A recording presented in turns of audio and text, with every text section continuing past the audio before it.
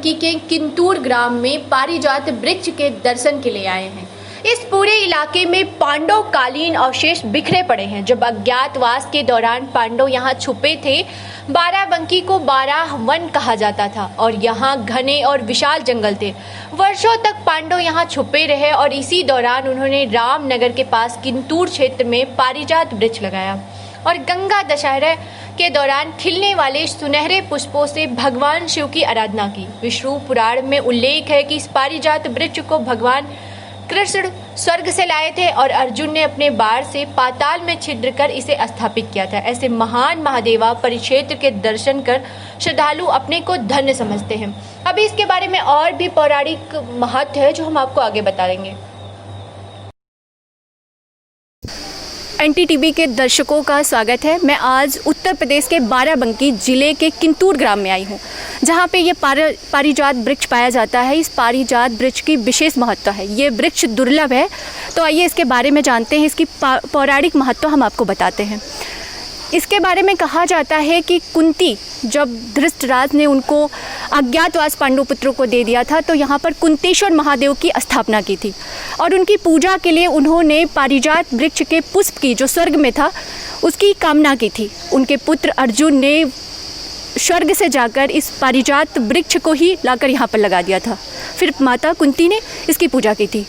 दूसरी पौराणिक महत्ता इसकी ये है, कृष्ण भगवान एक बार अपनी रुक्मणी के साथ पूजा पाठ में थे। उस समय नारद जी यहाँ पर उनके सामने आए और उन्होंने स्वर्ग से पारिजात वृक्ष के पुष्प को लाकर कृष्ण भगवान को भेंट किया। कृष्ण भगवान ने उस पुष्प को रुक्मणी जी को दे दिया। रुक्मणी जी ने उसको अपने बालों के जूड़े में लगा लिया।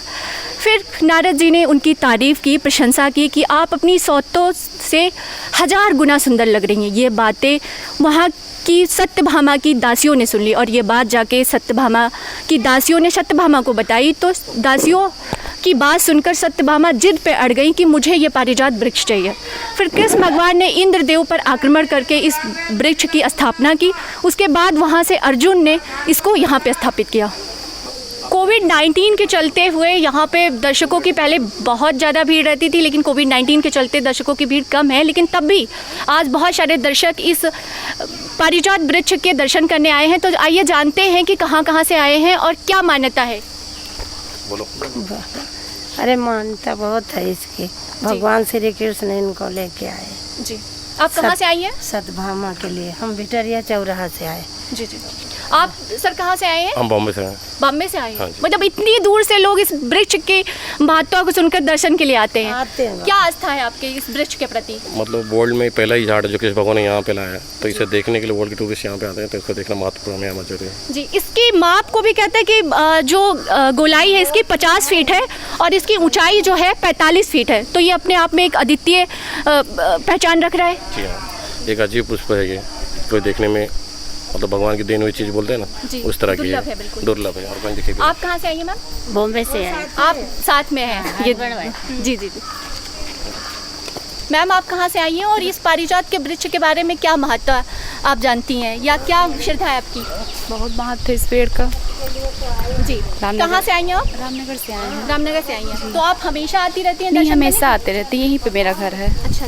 मतलब इस वृक्ष से लोगों को इतना प्रेम भी है, इतनी आस्था भी है कि लोग हमेशा इस वृक्ष के दर्शन करने आते रहते हैं। एक बार देखने के बाद भी लोगों का मन नहीं भरता है और वो हर बार आते रहते हैं। बहुत बहुत धन्यवाद।